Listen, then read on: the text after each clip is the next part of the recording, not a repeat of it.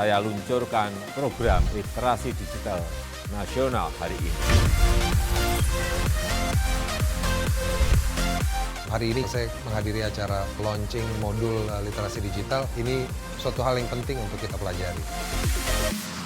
Pengalaman yang membuat aku terbuka, pembelajaran-pembelajaran yang kalian tidak dapatkan selama kuliah ataupun sekolah.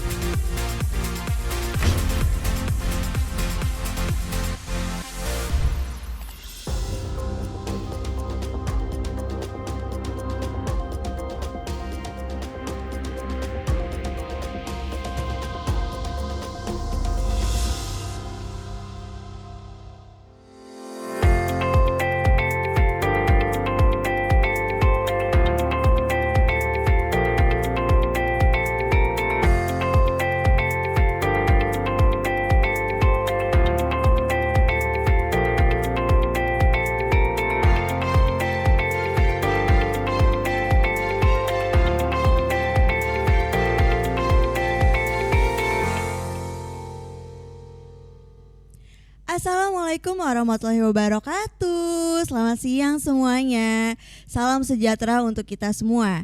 Salam Om Swastiastu, Namo Buddhaya, salam kebajikan.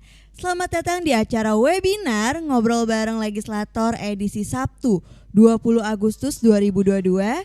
Bersama saya MC Amara Martiara yang akan membuka sekaligus menutup acara pada siang hari ini. Baik, tentunya yang pertama selamat datang kepada para narasumber kita di acara webinar Ngobrol Bareng Legislator hari ini. Dan izinkan saya untuk menyapa serta menyambut hangat para narasumber kita hari ini, yaitu yang pertama selamat datang dan selamat bergabung kepada anggota Komisi 1 DPR RI fraksi PDI Perjuangan.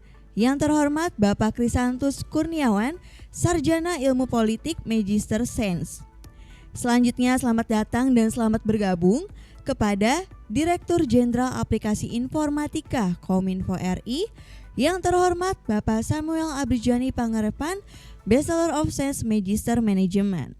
Dan telah hadir pula bersama kami di studio, yaitu selamat datang dan selamat bergabung kepada yang terhormat Kak Septika Almira selaku Digital Marketing. Kepada para narasumber kami ucapkan selamat datang dan terima kasih telah berkenan hadir di acara webinar Ngobrol Bareng Legislator pada hari ini. Baik, sebelum melangkah ke rangkaian acara berikutnya, alangkah baiknya kita panjatkan doa kepada Tuhan Yang Maha Esa demi kelancaran bersama acara kita pada siang hari ini. Baik, marilah sama-sama kita berdoa menurut agama dan kepercayaan masing-masing.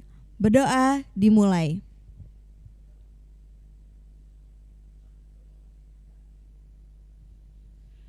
Amin amin ya robbal alamin. Insya Allah acara kita pada siang hari ini dapat berjalan dengan lancar, penuh manfaat dan penuh hikmat. Baik, selanjutnya saya juga ingin menyapa hangat sebentar nih teman-teman para partisipan yang telah hadir secara virtual di acara webinar Ngobrol Bareng Legislator pada siang hari ini. Baik, maka dari itu boleh ya dinyalakan sebentar kameranya teman-teman, tapi dalam keadaan mikrofon yang off ya. Baik, sudah ya. Dan ini teman-teman spesial dari Kalimantan Barat. Wow. Ini Kalimantan Barat saya punya salam khas Kalimantan Barat nih, yaitu Adil Katalino Bacuramin Kasaruga Basengat Kajubata Arus. Nah, sekali lagi saya ingin mengajak teman-teman virtual semuanya bareng-bareng mengucapkan salam khas Kalimantan Barat begitu ya. Tapi tetap ya dalam keadaan mikrofon yang off. Jadi suaranya terdengar dari tempat teman-teman saja gitu. Tapi ketika arus-arus mengepalkan tangan ya teman-teman, oke? Baik, ayo langsung diulang ya. Adil Katalino Bacuramin Kasaruga Basengat Kajubata Arus. Baik, terima kasih sudah terlihat jelas ya wajah-wajah penuh semangat yang nampak ini sudah siap sekali nih untuk mengikuti acara webinar pada siang hari ini. Baik, berbicara tentang tema webinar pada hari ini yaitu pemanfaatan media digital bagi generasi milenial. Ini menarik sekali ya, karena saat ini kan kita apa-apa serba media digital gitu. Dan media digital itu banyak dikaitkan dengan generasi milenial. Maka sangat disayangkan ya kalau misalkan kita khususnya generasi milenial tuh nggak memanfaatkan dengan baik gitu loh media digital. Nah, untuk itu nantinya akan dikupas tuntas nih, akan dibahas mengenai gimana ya cara kita memanfaatkan dengan baik media digital gitu khususnya bagi generasi milenial. Dan tentunya nanti bukan saya ya teman-teman yang memandu sesi diskusi, melainkan nanti ada moderator kita yang cantik yaitu Kak Cindy Rosa. Namun sebelum saya menyerahkan acara ini sepenuhnya kepada Kak Cindy Rosa, selanjutnya kita akan sama-sama mendengarkan Zoom Rules Present webinar ngobrol bareng legislator yang kemudian nanti juga akan dibuka oleh acara hiburan musik dari kakak-kakak BNB Project Band. Baik, langsung saja marilah sama-sama kita mendengarkan Zoom Rules Present webinar ngobrol bareng legislator hari ini. Selamat datang di Ngobrol Bareng Legislator. Zoom Rules, fokus pada acara, ubah nama profil dengan format nama spasi kota, nyalakan selalu video webcam Anda, mute mikrofon Anda, link daftar hadir akan dibagikan, raise hand saat ingin bertanya. Sopan, Anda sopan, kami segan. Meriahkan acara dan saling menginspirasi. Mari kita tebarkan kebaikan. Selamat mengikuti webinar ini.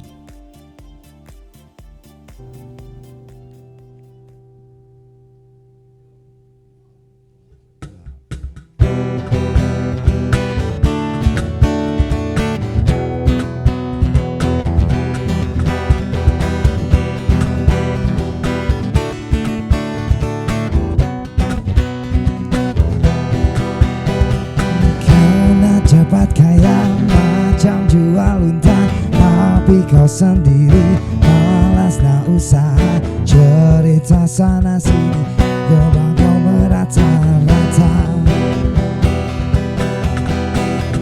Pantang depan mata, ada saja cerita. Tipu beli kawan dan macam ular sawah. Bilakah kau tahu, gerakan macam nampak hantu. Cerita zaman dulu pakai gadai tanah, dia laga ayam bukan kepunyaannya. Cerita zaman sekarang kau yang guna duit orang. Apabila pecah tembelang, lari litang bukan.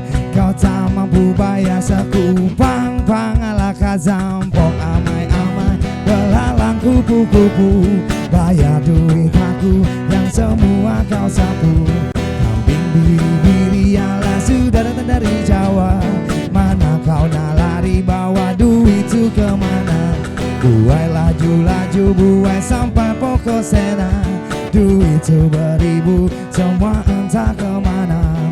Memanggil fasolati kami berapa kakinya. Dan memang kau salah, ku tak buka pun tak apa.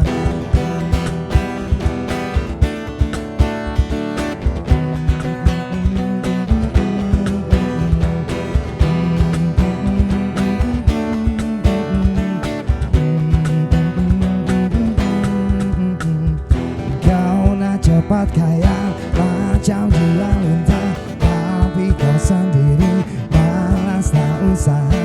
Cerita sana sini, gerbang kau merata-rata. Pantang depan mata, ada saja cerita. Tipu beli kawan dan macam ular sawah. Bila dah tahu kau lari berbatu macam kau nampak hantu. Cerita zaman dulu pakai gadai tanah, dia laga ayam bukan kepunyaannya. Cerita zaman sekarang kau yang guana duit orang. Apabila pecah tembelang, lari lintang bukan. Kau tak mampu bayar sekupang pang ala kazal. Kau amai-amai belalang kupu-kupu, bayar duit aku yang semua kau sapu. Kambing biri-biri ala sudah datang dari Jawa. Mana kau nak lari bawa duit itu kemana? pokok sena. Duit itu beribu, semua entah kemana. Memanggil fasolati kam di tapak kakinya. Dan memang kau salah, ku tabu kau tunta apa. Teteteteteo, teteo, teteo, teteteteteo, teteo, teteo, teteteteteo, teteo, teteo, teteteteteo, teteo.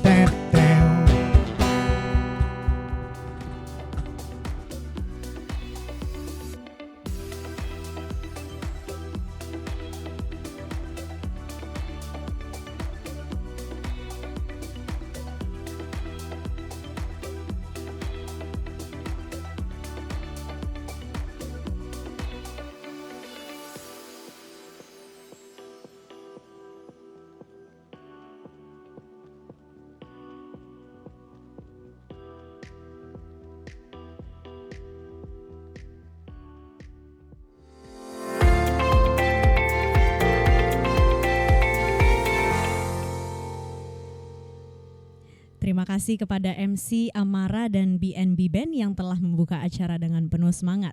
Assalamualaikum warahmatullahi wabarakatuh. Selamat siang dan salam sejahtera untuk kita semua. Senang sekali saya moderator Cindy Rosa dapat menjumpai teman-teman partisipan semuanya tentunya dalam acara webinar Ngobrol Bareng Legislator edisi Sabtu 20 Agustus tahun 2022 dengan tema Pemanfaatan Media Digital bagi Generasi Milenial. Saya ucapkan selamat siang dan selamat bergabung kepada para narasumber yang kami hormati. Yang pertama yakni yang terhormat Bapak Krisantus Kurniawan, Sarjana Ilmu Politik Magister Science selaku anggota Komisi 1 DPR RI Daerah Pemilihan Kalimantan Barat, fraksi PDI Perjuangan. Dan selanjutnya yang terhormat Bapak Samuel Abrijani Pangerepan, Bachelor of Science, Magister Manajemen selaku Direktur Jenderal Aplikasi Informatika Kominfo. Dan yang akan hadir secara langsung di studio yakni Kak Septika Almira selaku Digital Marketing. Dan teman-teman partisipan, sebelum kita memasuki sesi webinar, mari bersama kita berdiri tegak dan kami mohon kepada seluruh teman-teman partisipan yang belum mengaktifkan kameranya, mohon untuk selalu diaktifkan dari awal hingga akhir acara. Dan mari bersama kita berdiri tegak bersama dengan seluruh narasumber karena kita akan menyanyikan lagu Indonesia Raya.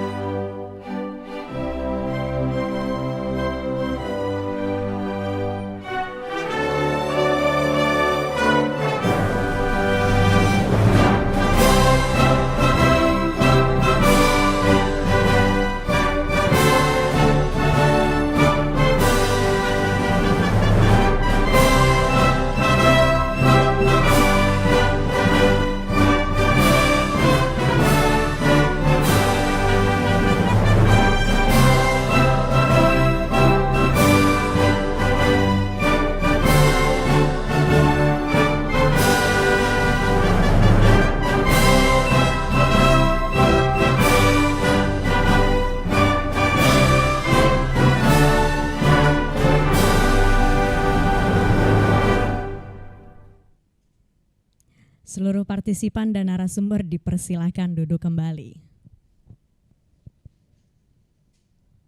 Teman-teman partisipan, menuju ke acara selanjutnya, mari bersama kita dengarkan sambutan yang akan disampaikan oleh yang terhormat Bapak Samuel Abrijani Pangerepan selaku Direktur Jenderal Aplikasi Informatika Kominfo. Kepadanya kami persilahkan. Assalamualaikum warahmatullahi wabarakatuh. Salam sejahtera, Om Swastiastu, Namo Buddhaya, salam kebajikan, salam sehat bagi kita semua. Bapak Ibu tamu undangan dan para narasumber yang saya hormati, juga rekan-rekan peserta kegiatan program literasi digital nasional dengan hashtag Indonesia Makin Cakap Digital. Merupakan suatu kebanggaan bagi saya pribadi untuk turut hadir dan membuka kegiatan kelas literasi digital khususnya bagi rekan-rekan komunitas, media, serta para pemangku kepentingan panjemuk lainnya di seluruh wilayah Indonesia termasuk wilayah 3T.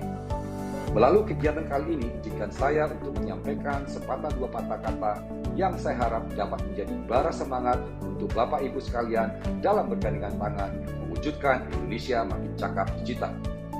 Bapak Ibu hadirin yang terhormat, pesatnya perkembangan teknologi yang semakin terpacu dengan adanya pandemi COVID-19 telah mendorong kita untuk berinteraksi dan melakukan berbagai kegiatan aktivitas di ruang digital. Kehadiran teknologi digital sebagai bagian dari kehidupan bermasyarakat inilah yang kian mempertegas bahwa kita sedang berada di era percepatan transformasi digital. Pada awal tahun 2022 ini, Hotsuite dan VR Social melaporkan bahwa jumlah pengguna internet di Indonesia telah mencapai 204,7 juta orang atau meningkat 2,1 juta dari tahun sebelumnya. Saya yakin angka ini akan terus meningkat dari tahun ke tahunnya. Namun, masifnya penggunaan internet di Indonesia harus kita akui membawa serta berbagai risiko, seperti penipuan online, hoax, cyberbullying, dan konten-konten negatif lainnya. Oleh karena itu, peningkatan penggunaan teknologi ini perlu diimbangi dengan kapasitas literasi digital yang mumpuni agar masyarakat dapat memanfaatkan teknologi digital dengan produktif, bijak, dan tepat guna.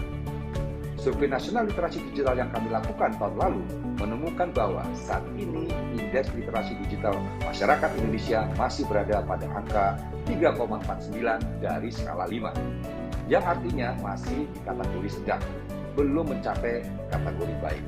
Angka ini perlu terus kita tingkatkan dan menjadi tugas kita bersama untuk membekali masyarakat kita dengan kemampuan literasi digital agar selalu siap dalam mengawal percepatan transformasi digital nasional.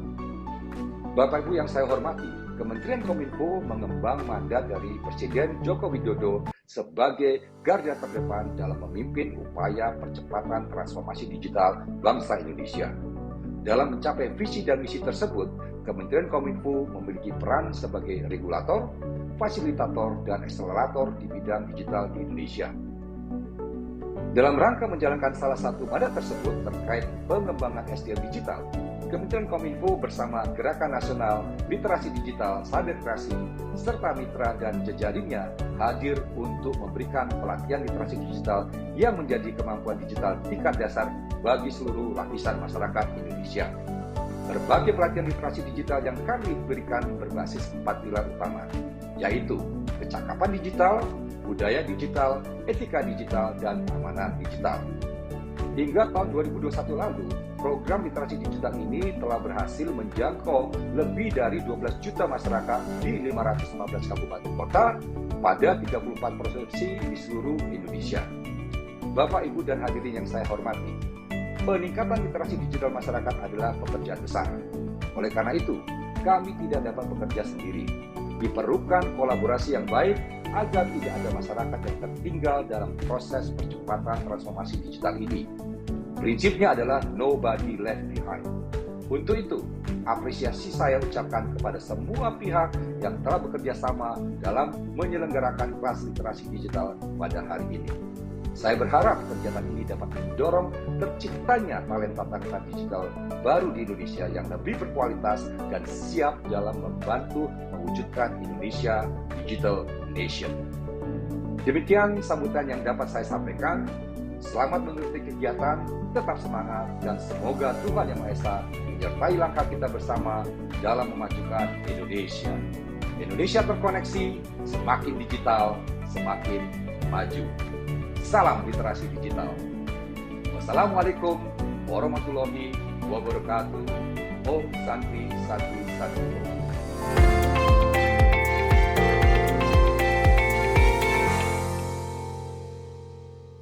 Terima kasih kami ucapkan kepada yang terhormat Bapak Samuel Abrijani Pengerapan selaku Direktur Jenderal Aplikasi Informatika Kominfo. Semoga sambutan yang Bapak sampaikan dapat menjadi awal yang baik untuk kita semua.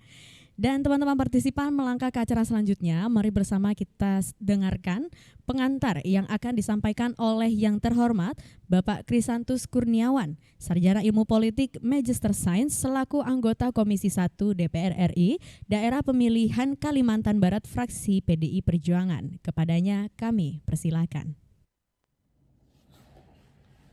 Assalamualaikum warahmatullahi wabarakatuh. Adil Kak Talino, Bacuramin Kak Saruga, Basengan Kak Jubata. Selamat siang dan salam sejahtera bagi kita semua. Yang saya hormati Dirjen Aptika, Kementerian Komunikasi dan Informatika Republik Indonesia. Yang saya hormati Saudara Moderator. Yang saya hormati narasumber.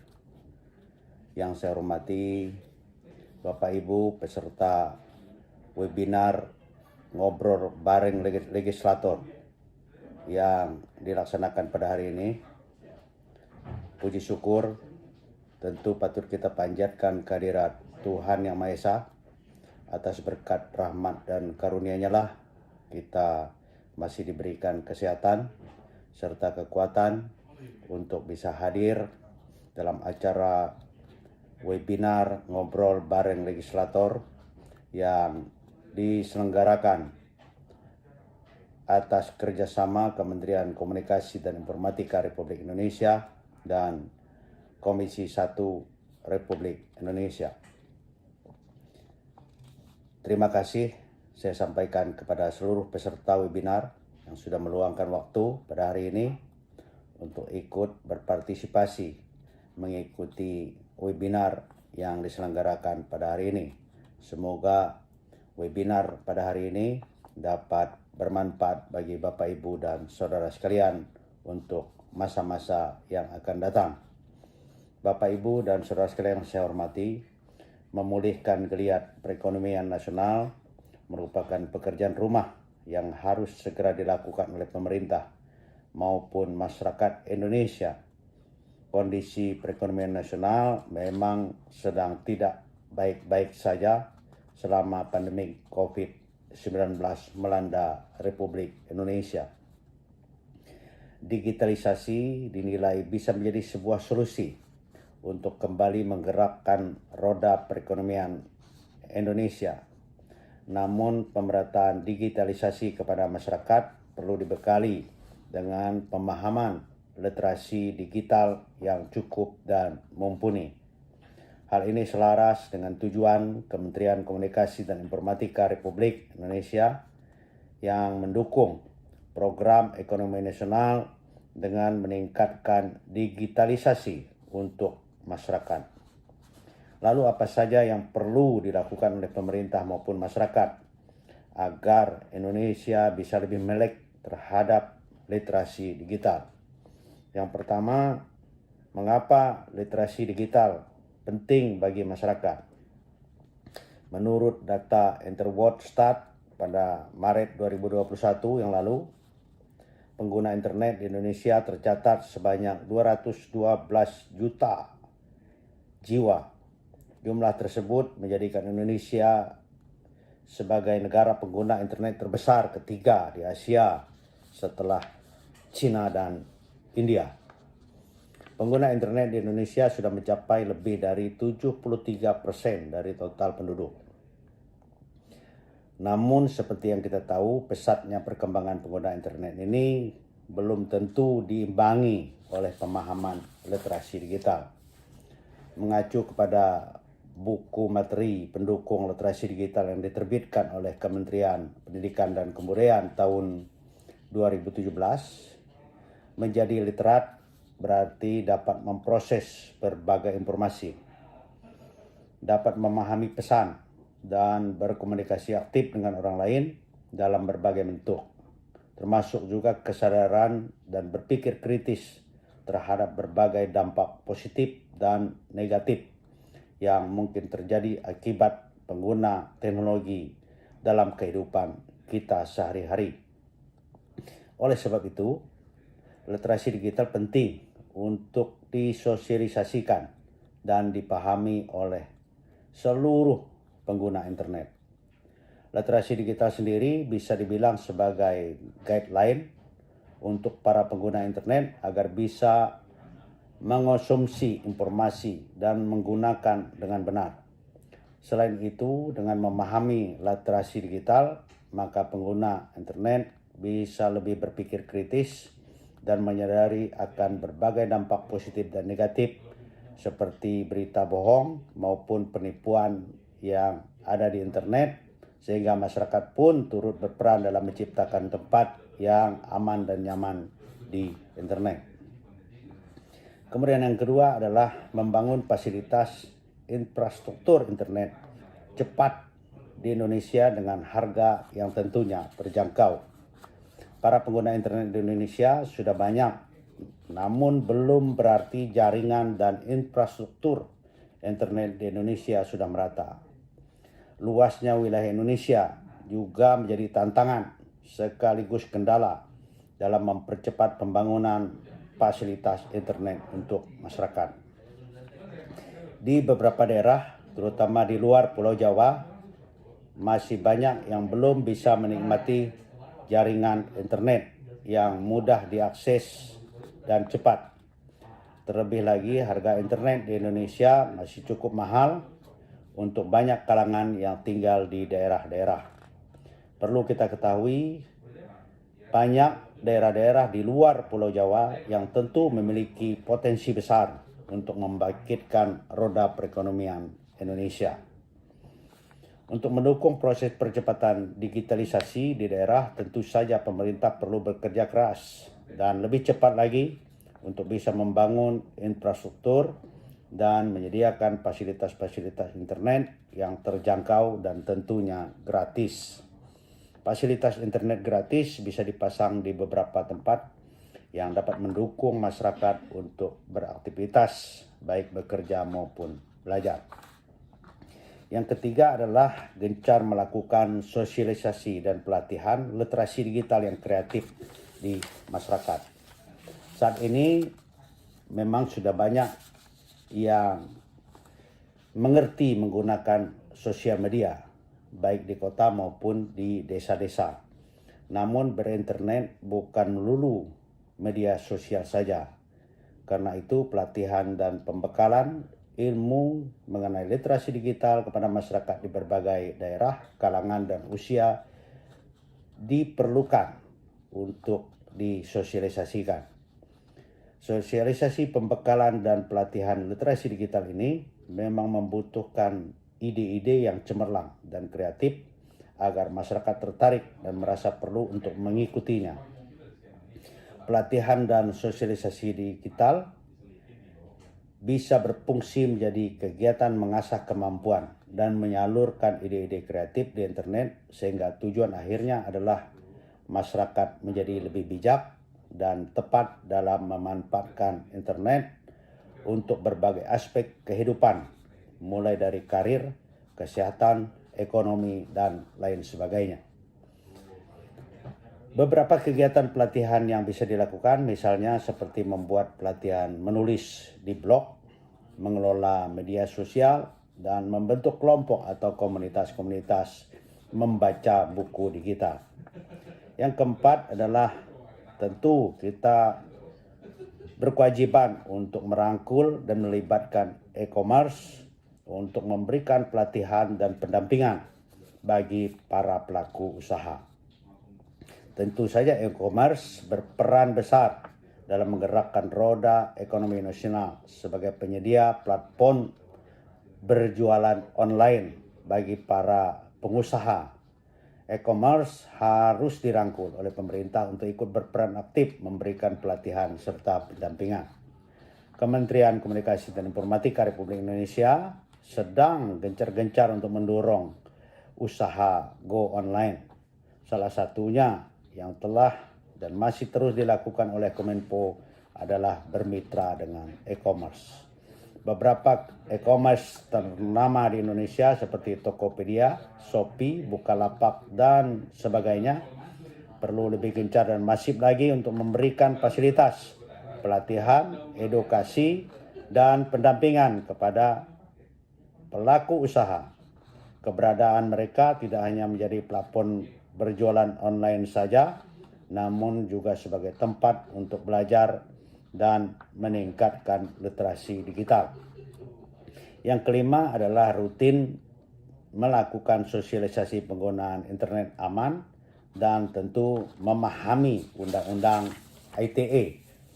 Lahirnya sebuah teknologi seperti internet ini memang sangat memudahkan kehidupan manusia, namun tentu saja kehadirannya juga diiringi adanya dampak negatif yang ditimbulkan. Oleh sebab itu, tindakan preventif yang wajib dilakukan adalah dengan mempelajari dan memahami dengan baik penggunaan dari internet itu sendiri. Seperti yang kita ketahui bersama, saat ini sudah marak sekali terjadi penyebaran berita bohong yang provokatif hingga penipuan online yang terjadi di internet. Masyarakat baik di kota maupun di desa perlu lebih waspada akan hal-hal tersebut. Sebenarnya pelatihan maupun seminar mengenai literasi digital ini tentu sudah banyak dilakukan, namun seringkali digelar hanya untuk pelajar maupun mahasiswa saja. Dengan kata lain, usaha sosialisasi ini belum mencakup semua kalangan. Edukasi tata krama berinternet serta memahami undang-undang ITE sangat dibutuhkan bagi masyarakat. Edukasi dan pemahaman tersebut dibutuhkan untuk menjadi bekal masyarakat bermedia sosial yang baik dan aman. Melalui beberapa upaya meningkatkan literasi digital di kalangan masyarakat, diharapkan tentu perekonomian nasional akan segera bangkit dan berkelanjutan sehingga di saat terjadi musibah atau wabah yang sewaktu-waktu bisa saja kembali melanda Indonesia, perekonomian Indonesia masih bisa terus berjalan dengan baik. Nah, bila kita adalah salah satu orang yang turut andil mensosialisasikan literasi digital di lingkunganmu sendiri, semoga dari langkah kecil usaha pemerintah untuk memulihkan perekonomian Indonesia bisa sukses terlaksana. Demikian yang dapat saya sampaikan dalam webinar kita pada hari ini. Semoga bermanfaat bagi Bapak, Ibu, dan saudara sekalian, seluruh peserta webinar yang berada di seluruh penjuru Provinsi Kalimantan Barat. Wassalamualaikum warahmatullahi wabarakatuh. Adil Kak Talino, Bacuramin Kak Saruga, Basengan Kak Bata. Terima kasih. Terima kasih kami ucapkan kepada yang terhormat Bapak Krisantus Kurniawan, Sarjana Ilmu Politik, Magister Sains, selaku anggota Komisi 1 DPR RI Daerah Pemilihan Kalimantan Barat, fraksi PDI Perjuangan, atas pengantar yang telah disampaikan. Dan teman-teman partisipan, sesaat lagi kita akan melangsungkan sesi foto bersama. Untuk itu kami mohon kepada teman-teman partisipan yang belum mengaktifkan kameranya, untuk itu boleh dinyalakan kameranya.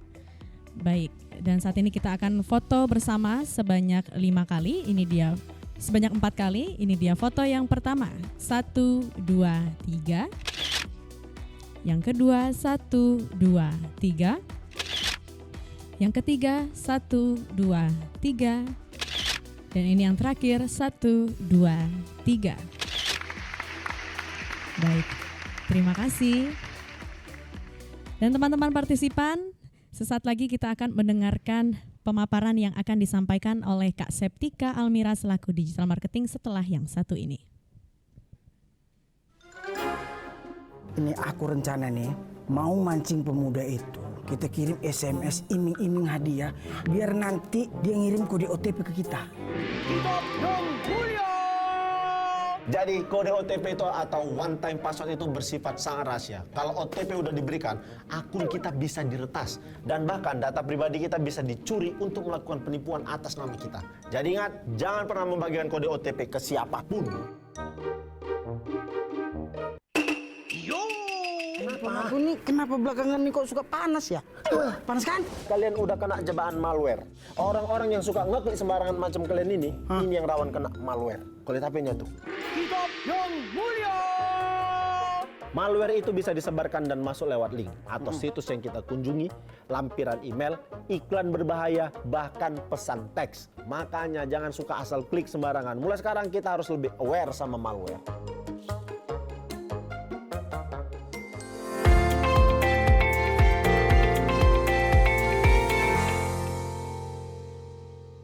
Baik teman-teman partisipan, saat ini saya sudah bersama dengan Kak Septika Almira selaku digital marketing.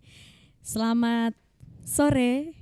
Sore, Kak Cindy Septika dan Almira. semuanya, selamat sore. Iya, akrabnya dipanggil Akrabnya dipanggil Tika aja Kak boleh. Tika. Baik, Iya. Kak Tika bagaimana kabarnya? Baik, alhamdulillah. Cindy gimana? Alhamdulillah baik. Kak Tika, boleh kita ngobrol-ngobrol dulu ya sebelum sesi pemaparan. Boleh banget. Saat ini Kak Tika sibuk apa nih kegiatannya? Boleh diceritakan? Iya, boleh banget. Jadi sehari-hari itu sebenarnya lebih ke banyak ngikutin ini juga ya, workshop atau webinar gitu ya, karena aku juga sebagai praktisi di digital marketing gitu ya. Jadi sangat-sangat familiar dengan penggunaan digital media gitu ya.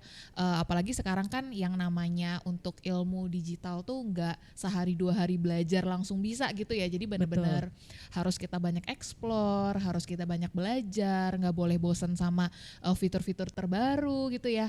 Dan juga setelah itu kita nanti bisa pemaparan, sharing-sharing seperti ini gitu sih kira-kira Cindy. Luar biasa. Jadi lagi-lagi kesibukannya Kak Septika ini sangat-sangat related dengan dunia digital ya. Iya, kurang lebih begitu. Luar biasa. Baik teman-teman partisipan, langsung saja kita persilahkan kepada Kak Septika Almira untuk menyampaikan pemaparannya. Silakan. Baik, terima kasih. Selamat siang semuanya. Ya, terima kasih ya sudah join di ngobrol bareng legislator ini ya. Kali ini sesi aku, Septika Almira, bisa dipanggil Tika. Nanti kita akan kenal lebih jauh dan aku akan membawakan atau menuturkan nih ya materi-materi yang semoga bermanfaat untuk teman-teman semua. Oke, di pemanfaatan media digital bagi generasi milenial, langsung aja ya. Aku mulai.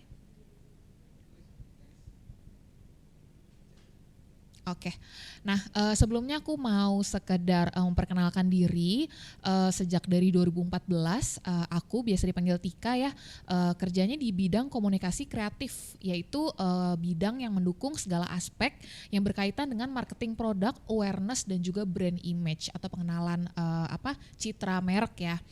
Di situ bisa dilihat aku dari 2014 itu dari event, 2017, 2019, terus di berbagai industri, dan sekarang aku sebagai praktisi digital strategis dan juga content planner. Nah, sekarang kita mau kenalan dulu nih. Aku udah kenalan, sekarang kita kenalan lagi sama yang namanya generasi milenial atau disebut juga sebagai Y or Y generation. Generasi milenial tuh apa sih gitu? Kadang di luar sana tuh suka agak memiliki pergeseran makna ya gitu. Jadi dikiranya tuh milenial tuh yang masih muda-muda, yang masih SMP, SMA gitu. Tapi ternyata sesuai sama data ya yang terlampir di sini adalah generasi yang lahir di periode tahun 80 sampai 2000. Jadi benar-benar awal dari milenium gitu. Dulu kita ada istilah namanya tahun milenium, yaitu tahun 2000. Nah, generasi ini tuh dilahirkan paling dekat dengan milenium terakhir dan mengalami masa transisi internet. Ya, internet itu kan salah satu aspek yang paling berpengaruh bagi kehidupan manusia modern ya gitu. Jadi ini tuh usia-usia 22 ke atas gitu. Jadi mungkin ayah, om gitu, ibu kalian ya ini termasuk di usia-usia seperti ini. Jadi kalau sekarang tuh di tahun 2022 masuknya udah dewasa muda dan juga dewasa gitu. Jadi benar-benar di usia produktif gitu, produktif bekerja dan juga produktif kayak kuliah lah gitu ya.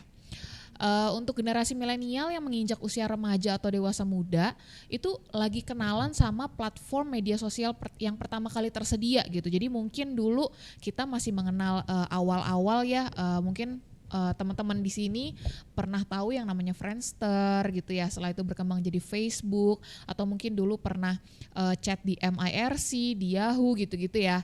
Nah itu tuh benar-benar cikal bakal atau awal mula internet atau sosial media itu berkembang dan jadi besar sekali sebagai pengubah kehidupan ya. Itu adalah salah satu teknologi komunikasi antar manusia di seluruh dunia. Nah, untuk generasi milenial nih punya karakter tersendiri nih. Apa sih karakternya gitu? Karena tadi aku sudah sempat menuturkan gitu ya. Karena kita tuh generasi milenial, termasuk aku by the way ya, itu adalah yang paling dekat dengan milenium, tahun milenium. Karakteristiknya jadi tuh adaptatif gitu, mudah beradaptasi, terus juga rasa penasarannya besar, terus juga untuk berkolaborasi ya itu tinggi sekali, dan juga suportif. Suportif dalam arti kata karena mengenal ya yang namanya transisi dari dari misalnya tadinya selalu baca koran, terus sekarang mulai mengenal Google. Kalau misalnya mau ada berita apa sih gitu, itu selalu nyarinya di Google berita hari ini apa gitu ya, atau portal-portal berita lainnya. Nah, kita tuh saling support gitu. Jadi rasa penasaran dan suportifnya tuh besar. Nah, sekarang kita lihat dulu nih yang sebelah kanan, data pengguna media digital di Indonesia. Ini data dari Hotsuite tahun 2021 ya. Itu banyak sekali ya, itu banyak sekali. Itu mulai dari lebih dari 50% tuh udah masyarakat Indonesia itu sudah mengenal dan bahkan sudah menggunakan internet sebagai bagian dari keseharian mereka. Mau itu informasi ya, mau kebutuhan untuk belajar, atau mungkin sudah lebih ke tingkat yang lebih tinggi kayak belanja segala macam ya. Itu kita udah mulai benar-benar terbiasa. Nah, untuk di bawahnya penggunaan media sosial di Indonesia, ini tuh masih data tahun 2020 ya, tapi masih relevan. Kalian bisa lihat di tahun di usia 25 sampai 34 tahun itu generasi milenial banget ya. Itu justru yang paling puncak, yang paling banyak berpartisipasi untuk menggunakan internet. Jadi kelihatan sekali ya peluang-peluangnya di situ sangat besar, dan juga di tahun bawahnya tuh ya, di tahun 18 sampai 24 itu juga mulai meningkat juga gitu, baik laki-laki maupun wanita. Nah, sekarang apa aja sih yang termasuk media digital? Karena media digital itu sangat-sangat luas ya. Jadi di sini tuh seiring berkembangnya teknologi, media berkembang dan mulai mengalami pergeseran atau transisi dari konvensional ke berbasis digital atau berbasis internet. Nah, media yang pertama jenisnya itu namanya earn atau dimiliki diterima gitu ya. Nah, terpaparnya informasi organik dari media itu yang bersifat kayak dari mulut ke mulut gitu ya, atau sekarang mungkin ada dikenal dengan istilah viral gitu ya. Nah, itu adalah media yang kita terima, informasi yang kita terima.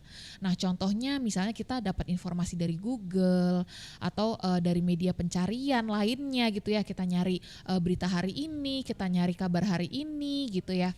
Nah, itu adalah media yang kita terima sifatnya. Nah, yang kedua itu adalah media yang dimiliki, yaitu media yang dimiliki oleh suatu perusahaan atau perorangan atau organisasi. Yang media-media seperti ini biasanya digunakan untuk menghasilkan konten atau mempromosikan sesuatu gitu ya. Contoh jelasnya adalah kalau kalian punya sosial media, kalian punya Instagram, kalian punya Facebook, punya Twitter, segala macam itu kan kalian yang miliki gitu ya, kalian yang mengoperasionalkan sendiri.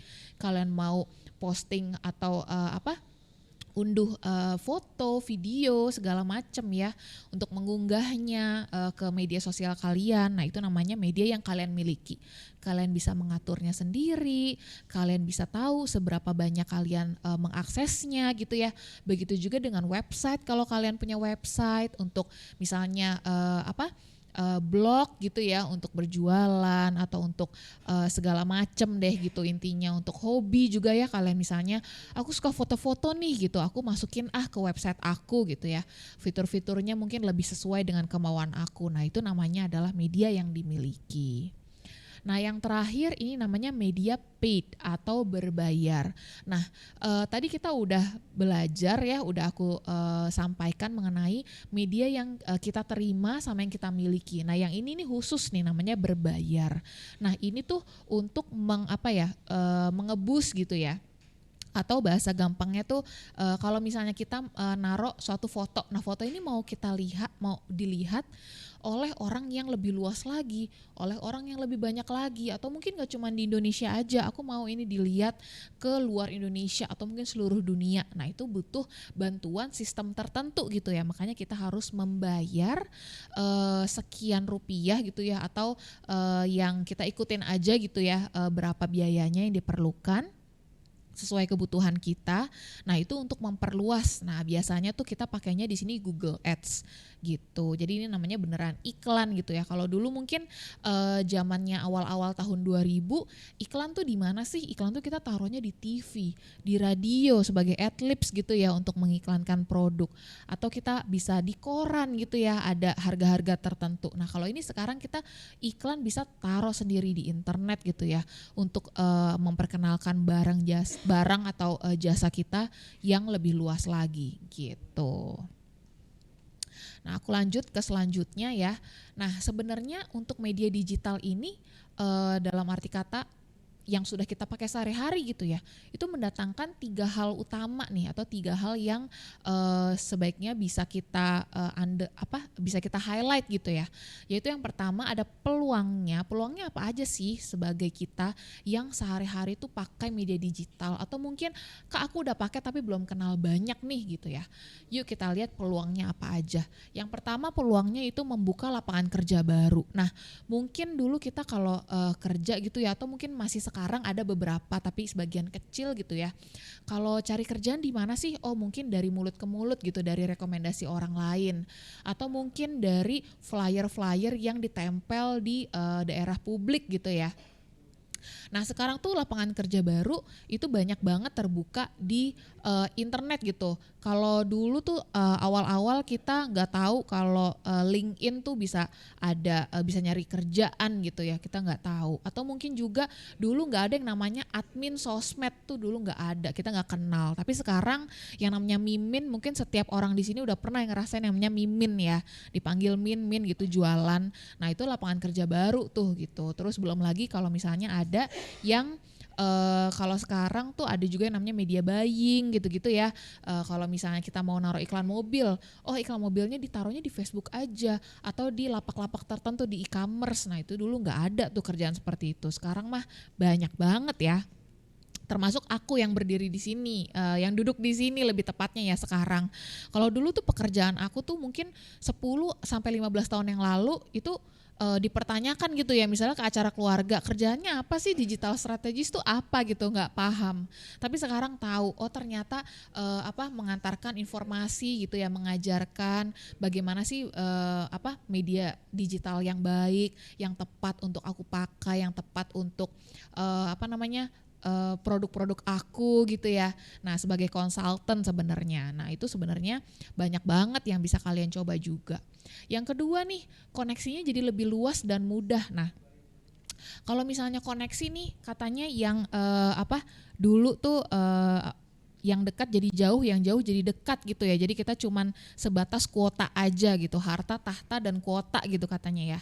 Jadi sekarang tuh koneksi lebih luas dan lebih mudah juga. Mau kita punya teman di luar negeri gitu ya, mau kita punya teman di luar kota, luar daerah, tuh sekarang kita jangkauannya lebih luas. Jadi jangan kaget misalnya, oh aku punya teman di Kalimantan Barat, padahal aku belum pernah ke Kalimantan Barat. Itu karena aku misalnya teman Facebook gitu ya, atau teman Instagram, karena udah saling berkenalan, karena lebih luas dan juga lebih mudah. Terus juga untuk bertatap muka kita cukup aja pakai Zoom meeting seperti ini gitu ya, itu juga udah lebih mudah diakses gitu. Nah sistemnya juga lebih cepat dan lebih efektif. Jadi mungkin dulu kita kalau misalnya ada seminar-seminar gitu ya, oh mesti ngumpul di salah satu ruang aula tertentu gitu. Kalau sekarang mungkin dari dari rumah sendiri atau dari ruang tamu sendiri itu udah bisa ngumpul gitu ya lewat Zoom gini, teman-teman yang aku bisa lihat mukanya gitu, padahal kita belum pernah ketemu sebelumnya gitu ya. Belum lagi kalau misalnya udah ini ya, kemarin tuh pas tahun 2020 sampai sekarang juga ya, itu kan kita lagi ada pandemi gitu ya. Bekerjanya gimana nih, tadinya ke kantor setiap hari gitu atau ketemu klien setiap hari, tapi sekarang udah lagi nggak bisa nih, ada limitasi tertentu. Nah, kita juga sistemnya jadi lebih cepat dan lebih efektif untuk meeting, untuk melakukan pekerjaan gitu ya. Benar-benar semuanya terbantu. Nah, itu sebenarnya sedikit dari banyaknya lagi peluang-peluang yang bisa kita temukan di pemakaian media digital setiap hari gitu. Dan kalau misalnya ini aku sekarang ini nih ngejelasin peluangnya kira-kira seperti ini, tapi mungkin tahun depan atau 2 tahun lagi atau 10 tahun lagi itu akan jauh lebih berbeda, akan lebih banyak lagi aku yakin. Nah, setelah kita ngomongin peluang, kita ngomongin ancamannya nih. Kalau misalnya ancaman seperti ini tuh sebaiknya bukan yang terlalu ditakuti ya, tapi sebaiknya lebih ke waspada aja. Karena sekarang lebih banyaknya memakai media digital, kita nggak bisa memungkiri kalau akan ada resiko-resiko juga yang akan kita hadapi gitu ya, seperti hoax gitu atau berita yang berita bohong gitu ya. Nah, itu sebenarnya teman-teman juga harus lebih aware lagi, teman-teman harus lebih teliti lagi dalam misalnya sekarang ini nerima berita dari WhatsApp broadcast gitu ya, WhatsApp yang disebar ke berbagai teman-teman grup gitu. Nah, kita tuh harus double check gitu, kita harus masa sih beritanya seperti ini, apakah benar atau salah gitu ya. Jangan sampai berita-berita seperti itu jadi mengkhawatirkan atau bahkan jadi ancaman kita yang lebih buruk lagi gitu ya. Nah, yang kedua adalah data security. Nah, sebenarnya ini kalau untuk contoh kecilnya, misalnya teman-teman bermedia sosial ya, itu ada di bagian menu ya, di bagian setting dan segala macam ya, detail. Itu teman-teman juga harus aware, juga harus bisa membaca dan mengetahui detail-detail seperti itu. Apakah data-data ini aman ketika saya gunakan gitu ya, karena kan sebenarnya data-data security, data-data pengamanan seperti ini berbeda-beda ya, setiap aksesnya di media digital yang berbeda juga. Misalnya di media A udah ada pengamanannya, tapi di media B belum karena ada fitur tertentu. Kita juga harus secara aktif dan reaktif mengenali hal-hal seperti ini gitu ya. Karena sebenarnya untuk data security di media digital, media sosial banyak sekali yang bisa mengakses gitu. Misalnya kayak alamat rumah atau nomor telepon, itu kan sifatnya pribadi dan konfidensial gitu ya. Jadi teman-teman benar-benar di bagian ancaman ini bukan untuk menakut-nakuti, tapi inilah resiko yang ada gitu ya. Jadi benar-benar harus memikirkan pro dan kontranya dalam bermedia digital yang baik gitu. Lalu ancaman apa lagi nih selanjutnya? Ada juga penipuan dan manipulasi data. Wah, kelihatannya serem banget ya. Tapi kalau misalnya kita lihat sehari-hari nih juga udah banyak kejadian gitu ya. Misalnya gara-gara aku bisa tahu nomor telepon ya dari akses tertentu, jadinya pas aku telepon aku pura-pura minta uang atau pura-pura minta apa gitu ya, kecelakaan segala macam, atau datanya dimanipulasi dalam arti nomornya A aku jadikan nomornya B gitu ya, atau di online biasanya belanja, ketahuan nih nomor teleponnya nih, mendingan aku pakai aja untuk kejahatan tertentu. Nah, seperti itu teman-teman juga harus aktif dalam menjaga privasinya masing-masing gitu ya. Jadi kalau misalnya amit-amit gitu ya, kalau misalnya udah apes gitu kena penipuan, itu teman-teman juga harus tahu langkah selanjutnya seperti apa gitu. Jangan sampai teman-teman abis ditipu terus nggak tahu lagi harus berbuat apa, jadinya malah kapok main media digital gitu ya. Padahal di balik kapoknya ini, di balik penipuan ini gitu ya, padahal masih banyak lagi hal yang kita bisa belajar gitu ya. Dan juga mungkin kita bisa kasih tahu ke teman-teman lainnya, karena aku habis ditipu jadinya aku bisa nih ngasih tips ke teman-teman yang lain supaya lebih hati-hati lagi dalam bermedia digital seperti itu, jadi lebih bijak lagi. Nah, Yang ketiga, gimana sih cara optimalisasinya untuk bermedia digital? Nah, ini optimalisasi dalam hal apa ya? Nah, dalam hal gini, misalnya kita nih main Instagram gitu ya. Nah, tadi kan aku udah mengenalkan peluang-peluangnya apa, misalnya gara-gara di Instagram aku jadi bisa endorse Kak, misalnya gitu ya. Nah, tapi tahu juga tuh ancamannya, jangan-jangan gara-gara endorse nanti barang-barangnya aku bisa jadi ini nipu nih, bisa jadi barang-barang yang aku bukan barang-barang mungkin, atau jasa yang aku tawarkan jadi peluang, jadi penipuan gitu ya. Nah, sebenarnya itu bisa dioptimalisasi lagi, bisa dijadikan pagar pembatas. Gimana sih caranya supaya bermedia sosial ini, bermedia digital ini ya, itu tetap menjadi media yang aman dan baik. Yaitu yang pertama pastinya merencanakan tujuan. Tujuannya apa sih gitu? Kalau tujuannya untuk upload foto-foto hobi gitu ya, mungkin dikasih batasan gitu. Ya udah aku upload yang A sampai B aja gitu. Untuk yang masalah area pribadi aku nggak ngeluarin di media digital, mungkin bisa seperti itu. Jadi tujuannya tuh jelas gitu. Jadi nanti diingat-ingat lagi kalau misalnya kena foto aku nih dipakai untuk apa gitu. Nah, kamu kan udah tahu resikonya gitu ya untuk tujuannya. Hobinya untuk foto-foto tanaman misalnya. Nah, nanti bisa aja foto-fotonya itu di-upload sama orang lain. Nah, itu kamu juga harus tahu, ternyata tujuan aku tercapai ya, tapi mungkin ada resikonya lagi. Nah, sebenarnya merencanakan tujuan itu lebih penting karena kamu jadi lebih prepare gitu, jadi lebih siap ketika terjadi di luar rencana kamu bisa tahu apa yang harus dilakukan tahap selanjutnya. Yang kedua, konsekuensinya tadi. Misalnya foto-foto kamu di-upload lagi sama orang gitu, dipakai sama orang. Nah, kamu tahu jadi konsekuensinya, mungkin aku nggak usah main sosial media lagi, atau aku membatasi jadi privacy gitu ya. Itu bisa juga. Jadi kamu nggak bisa diakses oleh publik gitu, karena tujuan kamu tadi untuk hobi yang sifatnya privacy aja gitu. Jangan sampai foto-foto aku diakses oleh orang lain. Itu juga bisa. Jadi mempertimbangkan konsekuensi itu sangat-sangat penting, karena kamu yang tahu batasan-batasannya, dan mungkin ketika semua terjadi di luar rencana, kamu bisa tahu bagaimana mengatasinya, seperti itu. Nah, yang ketiga, tadi kan udah tuh, rasanya takut ya atau khawatir ya, aku di media digital nih jualan lewat digital, takut nanti aku ditipu gitu ya. Aku udah pesan misalnya COD tapi nggak dibayar, kayak gitu-gitu ya. Nah, itu seperti apa? Nah, ini adalah modal lagi untuk kedepannya gitu. Seperti yang tadi aku bilang, sebenarnya untuk main digital ini belajar hari ini, apakah besok akan berubah? Ya, pasti 5 tahun kemudian, 10 tahun kemudian itu ilmunya akan berbeda lagi ya.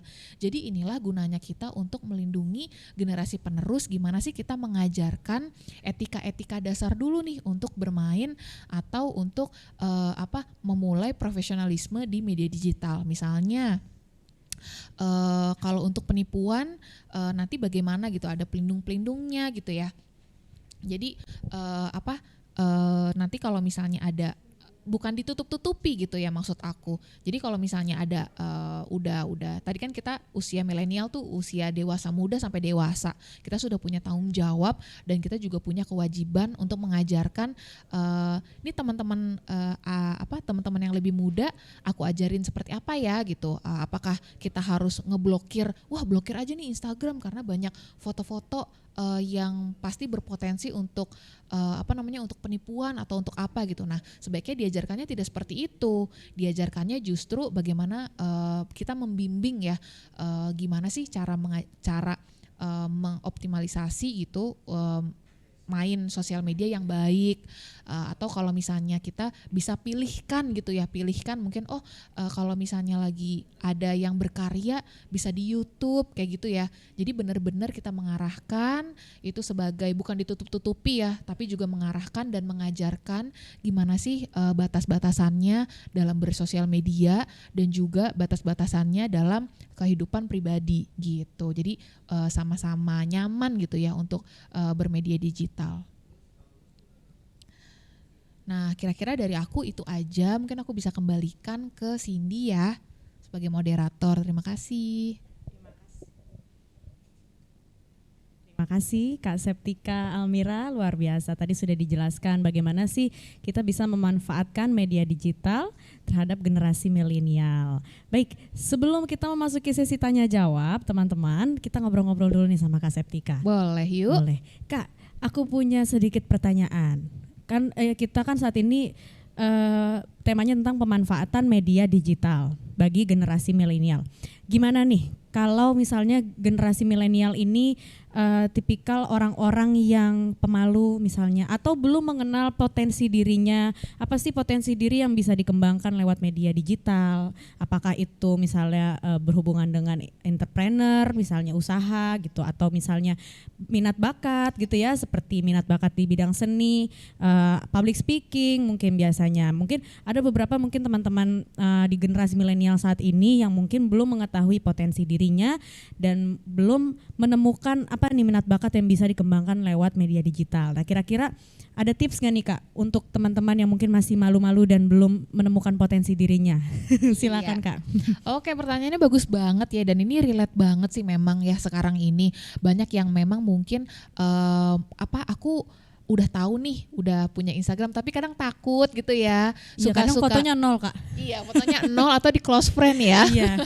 Gunanya buat nge-stalk doang. Betul, cuman ngeliatin nih si crush gitu ya mungkin ya gitu. Nah, sebaiknya sebenarnya kalau misalnya memang dari aku sendiri gitu ya, yang udah lumayan cukup lama di media digital, karena nggak sebatas di depan layar aja Cindy, tapi juga ada pekerjaan di belakang layar. Wow. Gitu. Tadi kan aku sempat ada di presentasi aku juga ya, ini membuka peluang kerja baru. Banyak sekali lapangan pekerjaan baru di media digital ini ya. Misalnya nih kita nih di sini di belakang ada kameramen gitu ya. Iya, betul itu kan sekali. juga sebuah potensi ya gitu. Betul. Dan juga misalnya mereka mungkin jagonya di penulisan naskah. Content writing begitu Betul ya. ya, content writer, content writing ya. Itu sebenarnya benar-benar banyak sekali gitu. Jadi kalau misalnya untuk kita bicara potensi, selain di depan kamera juga banyak sekali yang di belakang kamera gitu ya Cindy ya. Jadi menurut aku tipsnya yang pertama adalah belajar terus gitu ya. Kalau misalnya nih sekarang kita, aduh Kak sebenarnya di media digital ini ngasilin duit gak sih gitu ya. Selain aku nyalurin hobi aku, sebenarnya ngasilin duit gak sih ya. Sebenarnya kalau misalnya untuk peluang seperti itu pasti ada aja ya. Misalnya dari AdSense gitu, kita belajar di YouTube, kita membesarkan nama di YouTube, kita bisa dapat persentasi dari YouTube dan segala macam, itu juga bisa. Terus kalau misalnya selain dari itu secara konvensional, kita bisa diundang mungkin dari ke bintang tamu TV, jadi bintang tamu radio gitu ya. Itu juga peluangnya besar sekali kalau misalnya kalian sudah memiliki masa atau penonton yang setia gitu ya. Ini mungkin di luar sana udah banyak yang nyariin Cindy juga gitu. Kak Cindy kapan nih muncul lagi gitu ya. Amin. Nah, yang seperti itu tuh banyak banget. Nah, juga selain itu kalau misalnya kita nih buka toko di online gitu ya, aku udah percaya banget nih online store ini gitu ya, itu juga bisa reputasi tersebut kita bangun di media digital gitu Cindy ya. Nah kadang-kadang nih sekarang juga toko-toko digital seperti itu nggak cuman jualan aja, tapi juga mengundang bintang tamu, bikin konten. Betul. Bener-bener luas banget. Peluang kerjanya, lapangan kerjanya akan lebih meluas lagi begitu ya. Sangat-sangat luas dan sangat-sangat berpotensi seperti itu sih. Jadi tipsnya yang pertama seperti itu. Terus yang kedua juga jangan lupa selain belajar, kita juga bisa ngajarin teman-teman yang lain gitu ya. Karena kita kan gak selamanya mungkin ada di depan kamera gitu. Jadi misalnya ada yang, Kak aku mau belajar dong gimana caranya jadi aktif gitu ya di media sosial atau di media digital gitu, itu bisa banget. Jadi kita bisa ngajarin, kita bisa juga aku kan sebenarnya lebih ke konsultasi gitu ya, jasa aku. Nah itu juga bisa. Jadi benar-benar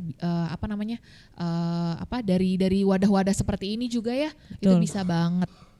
Baik. Jadi ternyata teman-teman partisipan potensi yang tadi diceritakan, dijelaskan oleh Kak Septika ini bukan hanya potensi yang di depan layar tapi juga di belakang layar. Betul. Banyak sekali jenis-jenis pekerjaan, peluang pekerjaan yang bisa dimanfaatkan oleh teman-teman yang mungkin pemalu di depan layar, bisa dimanfaatkan di belakang layar seperti kameramen, content writing dan banyak lagi lainnya. Jadi mimin sosmed tuh juga sebenarnya di belakang Yes. layar loh ya. Betul, gajinya juga lumayan ya Kak. Lumayan banget bener, apalagi Betul. dicariin bahkan banyak banget media-media yang miminnya yang jadi banyak fansnya. Oh begitu, karena dicariin ya. Bener, karena saking mungkin baik atau Iya. diajak ngobrol lewat DM gitu ya, jadi lebih deket ya rasanya. Betul. Jadi memang banyak sekali hal-hal yang bisa kita manfaatkan di media digital. Nah teman-teman, sebelum kita melangsungkan sesi tanya jawab, kita boleh foto bareng lagi yuk. Untuk teman-teman partisipan yang belum aktif kameranya, boleh tolong diaktifkan sampai akhir acara. Jangan dimatikan ya kameranya, tapi jangan lupa juga untuk nonaktifkan mikrofonnya agar suara-suara yang tidak mengganggu, suara-suara yang tidak diinginkan tidak mengganggu jalannya acara. Nah, yuk kita sama-sama foto bersama. Langsung saja. Ini dia foto yang pertama, 1, 2, 3. Foto yang kedua, 1, 2, 3. Foto yang ketiga, 1, 2, 3. Dan yang terakhir, salam literasi digital. 1, 2, 3. Baik. Terima kasih teman-teman partisipan. Ya, sebelum kita memasuki sesi tanya jawab, kita akan saksikan yang berikut ini. Ini aku rencana nih, mau mancing pemuda itu. Kita kirim SMS iming-iming hadiah, biar nanti dia ngirim kode OTP ke kita. Jadi kode OTP itu atau one time password itu bersifat sangat rahasia. Kalau OTP udah diberikan, akun kita bisa diretas dan bahkan data pribadi kita bisa dicuri untuk melakukan penipuan atas nama kita. Jadi ingat, jangan pernah membagikan kode OTP ke siapapun. Aku nih kenapa belakangan nih kok suka panas ya? Panas kan? Kalian udah kena jebakan malware. Orang-orang yang suka ngeklik sembarangan macam kalian ini yang rawan kena malware. Kau lihat HP-nya tuh. Hidup yang mulia. Malware itu bisa disebarkan dan masuk lewat link atau situs yang kita kunjungi, lampiran email, iklan berbahaya, bahkan pesan teks. Makanya jangan suka asal klik sembarangan. Mulai sekarang kita harus lebih aware sama malware.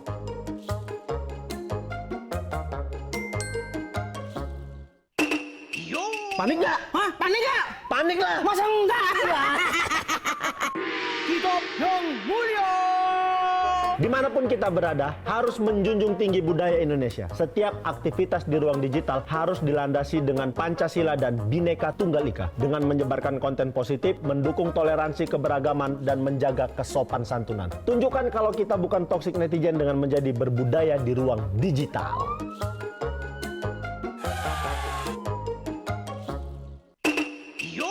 Coba lihat itu yang mulia.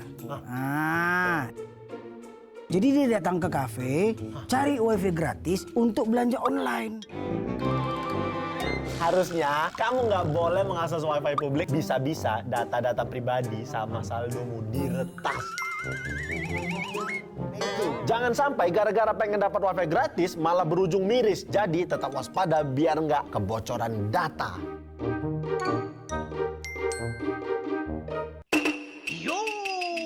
Diam-diam udah kukirim algojo ke sana untuk menghukum mereka-mereka yang melanggar etika.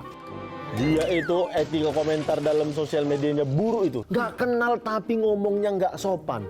Dia suka nyebarin hoax. Tata krama yang harus dijaga saat bermedia sosial antara lain, jangan menyebarkan hoax, menghargai keberadaan orang lain, jangan kasar saat berkomentar, dan jangan memposting karya orang lain tanpa izin atau mencantumkan sumber.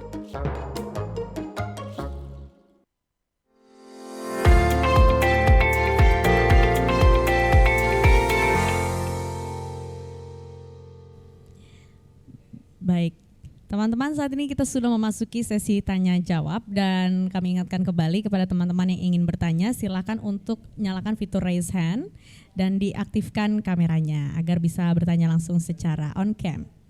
Baik, seperti kita sudah mendapatkan satu pertanyaan yang masuk di kolom chat box dari Kak Dandi. Selamat sore Kak Dandi. Sore Kak. Baik, sudah terhubung dengan jelas suara kami ya Kak Dandi? Sudah. Iya. Silakan Kak Dandi untuk menyampaikan pertanyaannya. Oke, baik. Terima kasih, Kak. Ini pertanyaannya untuk Kak Tika. Sini saya ingin bertanya, Kak. Ngomongin soal website yang tadi Kakak singgung, pasti kita tahu yang namanya website yang nggak benar nih atau penipuan. Yang dimana bisa menyedot pulsa kita ataupun yang lainnya tanpa kita ketahui. Tiba-tiba sudah habis aja gitu pulsanya, Kak. Nah, pertanyaanku adalah, bagaimana sih, Kak, kita tahu atau ciri-ciri website yang penipuan gitu, Kak, atau website bodong gitu, Kak. Oke, itu aja sih. Terima kasih. Baik, terima kasih Kak Dandi. Silakan untuk Kak Tika. Iya, untuk thank you menjawab. Dandi untuk pertanyaannya. Aku akan coba bantu jawab. Jadi sebenarnya memang kalau untuk sekarang ini ya website seperti itu tuh memang harus kita curigai banget gitu. Tapi gimana sih caranya buat ngebedain? Nah sebenarnya kalau misalnya kamu tanya ke aku pun aku tidak akan tahu juga ya gitu. Apakah ini benar atau enggak gitu ya. Cuman sebenarnya kita tuh juga harus aware dalam hal gini.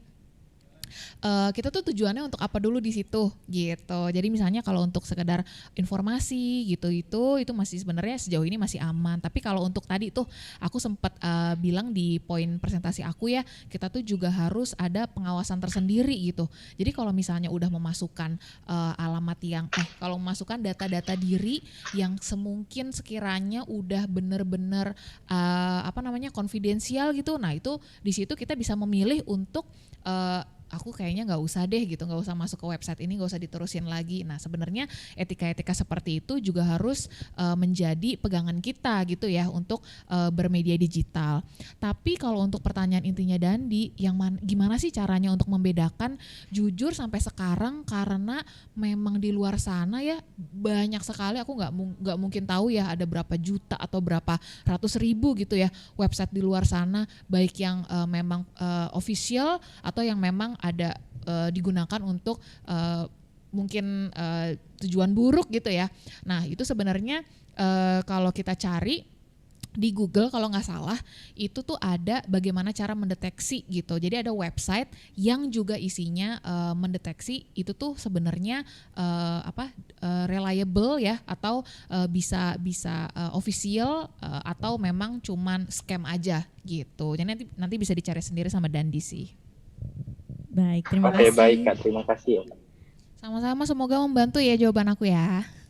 Iya, terima kasih Kak Tika. Jadi memang ternyata banyak platform juga, website-website yang mendukung kita untuk bisa mengecek apakah website ini jelas atau Legit tidak, atau enggak, betul. apakah website ini berbahaya atau tidak begitu ya. Dan juga Kominfo juga ada, di website Kominfo juga ada Kak, kalau kita mau cek ini berita hoax atau bukan. Betul, itu juga bisa dicek. Bener banget, aku baru ingat Kominfo juga menyediakan ya. Betul. Benar-benar, oke. Jangan lupa cek websitenya Kominfo juga guys. Iya, terima kasih Kak Tika. Selanjutnya kita sudah kedatangan juga pertanyaan dari Kak Erni. Selamat sore Kak Erni. Sore. Baik, Kak Erni silakan untuk menyampaikan pertanyaannya. Halo, selamat sore Kak. Sore. Bagaimana kita caranya konsisten untuk mempromosikan dagangan kita secara online ya Kak ya? Baik. Bagaimana cara kita agar konsisten mempromosikan dagangan kita? Berarti online shop ya? Iya. Nih pengusaha nih berarti ya, Wow. Kak Erni ya. Thank you banget pertanyaannya sebelumnya. Mudah-mudahan jawaban aku akan membantu gitu ya, cukup membantu. Jadi gimana sih cara konsisten? Nah yang pertama tuh kalau menurut aku caranya adalah pertama pilih dulu gitu.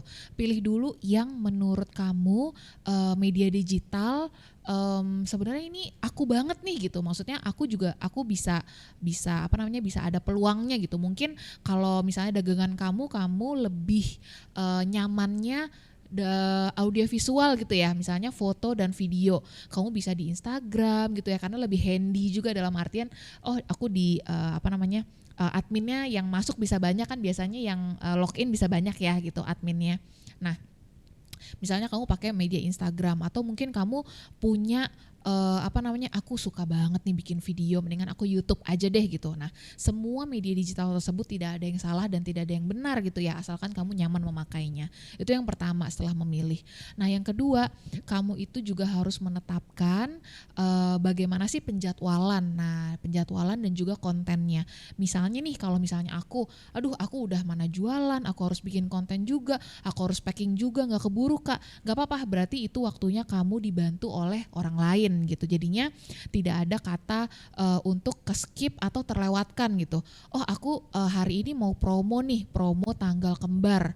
Nah, ketika promo tanggal kembar tapi kamu harus untuk bagian kamu di gudang atau bagian kamu di bagian stok packing gitu ya.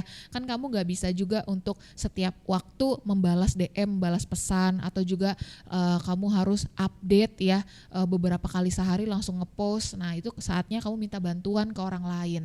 Nah, biasanya koordinasi dan kolaborasi seperti itu cukup membantu untuk konsisten di bermedia sosial dan juga membantu untuk lebih rajin lagi dalam memposting. Misalnya aku follow Instagram toko kamu gitu ya. Wah, ini ada 2 barang baru nih gitu. Tapi seiring kamu lebih sering lagi memperkenalkan barang kamu gitu ya. Wah, ini aku punya barang A yang bisa aku jabarkan lagi gitu ya. Bisa aku kasih jenis warnanya mungkin dikasih tahu atau apanya gitu ya. Jadinya tuh lebih tertarik dan lebih memikat lagi gitu ya. Jadi kan itu keuntungan buat kamu gitu. Informasinya tersampaikan jelas. Terus juga mungkin dari 10 postingan kamu ada 1 yang nyangkut, ada yang beli nih gitu ya. Gara-gara tertarik gitu. Nah, itu juga menguntungkan ke kedua belah pihak. Nah, yang ketiga itu sebenarnya adalah kamu evaluasi ya. Jadi misalnya, foto-fotonya udah mulai bosen nih, saatnya mungkin menggandeng salah satu influencer. Nah, jadinya ada inovasi-inovasi yang bisa kamu berikan lagi. Nah, kalau misalnya udah ada kayak gitu, pastinya kan kamu lebih semangat lagi ya gitu, lebih ada modal tambahan, lebih ada suasana baru di media sosial kamu, jualan kamu gitu ya. Jadi nanti mungkin lebih fotonya lebih berbeda gitu ya. Jadi benar-benar 3 hal tersebut yang menurut aku bisa untuk ngebantu kamu meningkatkan intensitas bermedia sosial, apalagi di bidang jualan produk atau jasa ya. Seperti itu kira-kira. Luar biasa, Katika sangat detail sekali. Jawabannya ini sangat-sangat membantu tentunya untuk Kak Erni ya. Semoga dagangannya cepat laku ya laris Kak, ya. Laris manis dan tentunya bisa lebih dimanfaatkan lagi media digitalnya. Terima kasih Kak Erni. Iya. Selanjutnya apakah kita masih punya penanya selanjutnya? Iya, ada pertanyaan lagi dari Kak Susi, silakan. Selamat sore Kak Susi, silakan untuk dinyalakan kameranya. Selamat sore Kak. Selamat sore. Iya, jadi gimana ya biar jualan kita itu dilirik lebih, jangkauannya lebih luas. Kadang kan saya sudah bikin konten di Instagram, cuman kontennya itu kalau misalnya saya bikin konten yang positif itu jangkauannya sedikit. Tapi kalau misalnya bukan konten jualan ya, misalnya saya lagi ngapain, itu jangkauannya lebih luas. Tapi kalau udah jualan saya posting jualan saya yang ngelirik sedikit. Jadi gimana ya kita tahu kalau orang-orang yang bisa melihat media sosial kita itu tuh tertarik gitu, kesukaannya seperti apa sih, konten yang seperti apa gitu, gimana kita bisa mengidentifikasi itu agar kita bisa menyesuaikan konten yang akan kita posting gitu. Baik, terima kasih Kak Susi. Jadi ternyata kalau misalnya posting konten yang tidak related dengan konten dagangan, ternyata jangkauannya lebih luas. Mungkin di Reels ya Kak, di Instagram atau mungkin TikTok biasanya algoritmanya seperti itu memang. Baik, silakan Kak Tika untuk menjawab. Oke, tadi Kak Susi ya. Wah, ini pertanyaannya lebih menarik lagi nih, jujur ya. Ini benar-benar bisa ditulis, mungkin bisa dicatat sama teman-teman ya, karena ini benar-benar beberapa waktu yang lalu nih pekerjaan aku banget nih di kantor. Jadi seperti ini, sebenarnya setiap media sosial itu memang sifatnya berbeda-beda dalam hal penonton gitu ya. Jadi misalnya yang Instagram akan berbeda, Facebook berbeda, TikTok berbeda, tergantung gimana kita memanfaatkannya. Tapi kita kasih contoh satu ya, misalnya TikTok gitu. TikTok itu sebenarnya sudah ada data kalau 80% penontonnya memang cari sesuatu yang menghibur gitu. Jadi misalnya mau yang komedi gitu ya, atau yang drama gitu ya. Iya, atau yang joget gitu ya, yang meningkatkan happiness gitu ya. Nah, itu mungkin jadi lebih yang dicari. Nah, jadi sesuatu yang organik seperti itu dibutuhkan juga gitu ya. Nah, sekarang bisa diperhatiin mungkin, jangankan online shop yang kecil gitu yang punya akun TikTok, tapi perusahaan-perusahaan yang besar pun itu kadang-kadang mereka jadi menyeimbangkan antara konten berbasis produk dengan konten berbasis humor gitu, karena lagi main di TikTok nih. Nah, jadi seperti itu keseimbangannya untuk apa? Untuk mendapatkan banyak followers juga, dan untuk bisa ada kesempatan mengenalkan produknya ke followers. Jadi memang dalam secara teori, kalau produk tuh memang nggak terlalu dicari, yes benar, karena itu termasuk 20% yang tadi gitu ya. 80%-nya memang cari hiburan kok gitu, tapi tidak menutup kemungkinan 20%-nya itu bisa kita konversikan, nih pasti ada yang beli nih, pasti ada gitu. Nah, caranya seperti apa? Caranya adalah memang kita harus mengikuti bagaimana minatnya si followers atau pendatang ini gitu ya. Jadi kalau misalnya kita proyeksikan ke diri kita sendiri, kita ngikutin suatu akun ini untuk apa sih tujuannya gitu ya? Betul. Apakah untuk cuman sekedar follow aja gitu ya, karena nih yang punya tokonya teman aku nih gitu ya, buat support aja gitu, atau yang wah ini gara-gara setiap dia posting tiap hari ada aja nih kelucuannya, aku mau deh buat tiap hari, buat mood booster gitu ya. Nah, itu juga ada faktor-faktor seperti itu. Tapi kalau misalnya kita mendapatkan konversi yang kecil gitu ya, itu jangan nyerah gitu ya, jangan nyerah. Tadi aku udah sempat bilang kalau misalnya peluangnya itu ada dan banyak, tapi emang butuh waktu gitu ya. Apalagi kita yang namanya di sosial media terus berubah fenomenanya gitu, kita harus terus mengikuti. Jadi yang pertama dan yang kedua itu adalah memilih dan juga mengikuti minatnya. Oke.